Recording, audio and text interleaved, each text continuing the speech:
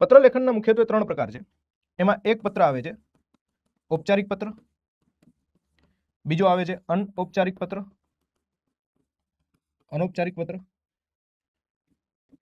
અને ત્રીજો જે આવે છે એ આવે છે મિક્સ પત્ર. મતલબ આ બંનેનું મિશ્રણ હોય છે. જનરલી તમે જોશો તો જીપીએસસી 1-2 ની એક્ઝામમાં ક્યારેક આવો સવાલ તમને પૂછી લે છે. ઔપચારિક પત્ર જે છે એને સરળ શબ્દમાં કહેવાય છે સરકારી પત્ર અથવા ફરિયાદ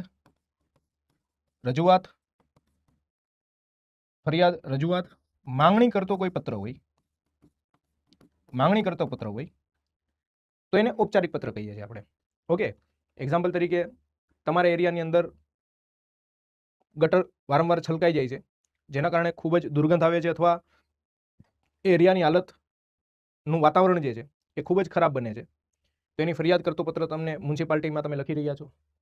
તેના આફ્ટર સૂચનો રજૂ કરતો પત્ર. ઓકે, તો આ રીતના જે પત્ર જે હશે એને ઔપચારિક પત્ર કહેવાશે. અનૌપચારિક પત્રને કહેવાય સામાજિક પત્ર. સામાજિક પત્ર, સામાજિક પત્રનો સિમ્પલ અર્થ એ થાય છે કે જે પત્રની અંદર, જે પત્રમાં શુભેચ્છા પાઠવેલી હોય, દુઃખ વ્યક્ત કરવાની વાત કરેલી હોય, શુભેચ્છા પાઠવેલી હોય, અથવા ખબર અંતર પૂછવા માટે જે પત્ર લખાય છે એ પત્રને કહેવાય છે સામાજિક પત્ર અથવા અનૌપચારિક પત્ર. એક્ઝામ્પલ તરીકે તમારા માતા પિતા 4 ધામની યાત્રાએ જઈને આવેલા છે, તો એના ખબર અંતર પૂછતો અથવા 4 ધામની યાત્રા પ્રત્યે એમની જે લાગણી હતી એ લાગણી દર્શાવતો પત્ર તમે લખો. તમારો મિત્ર કોઈ પણ ગવર્મેન્ટ પરીક્ષા પાસ કરેલી છે, તો એ જે પરીક્ષા પાસ કરી છે તો એને શુભેચ્છા પાઠવતો પત્ર લખો.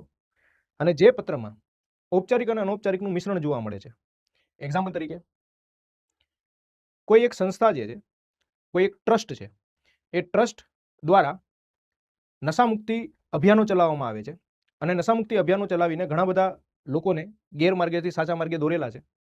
આ માટે તેને ભારત સરકાર દ્વારા એક એવોર્ડ આપવામાં આવ્યો છે, શુભેચ્છા પાઠવતો એવોર્ડ આપ્યો છે ભારત સરકારે, અથવા જે ઇનામ આપ્યું છે એવોર્ડ આપવા બદલ એક સરકારી અધિકારી, એક્ઝામ્પલ તરીકે ગુજરાતના ગૃહમંત્રી દ્વારા કે ગુજરાતના મુખ્યમંત્રી દ્વારા એ ટ્રસ્ટને અભિનંદન પાઠવતો જો પત્ર લખવામાં આવે તો એ પત્રને કેવો પત્ર કહેવાય છે? મિક્સ પત્ર. કારણ કે અહીંયા પત્રનું ફોર્મેટ શું હોય છે મિક્સ પત્રની અંદર, કે ફોર્મેટ હશે ઔપચારિક પત્રનું, લખશે એક સરકારી અધિકારી. કઈ બાબતને લઈને લખશે? તો કે શુભેચ્છા પાઠવવા, દુઃખ વ્યક્ત કરવા માટેનો પત્ર લખશે. ઓકે, ખબર અંતર પૂછવાનો પત્ર લખશે. તો એ પત્રને આપણે કેવો કહેવામાં આવશે? એને મિક્સ પત્ર કહેવામાં આવશે.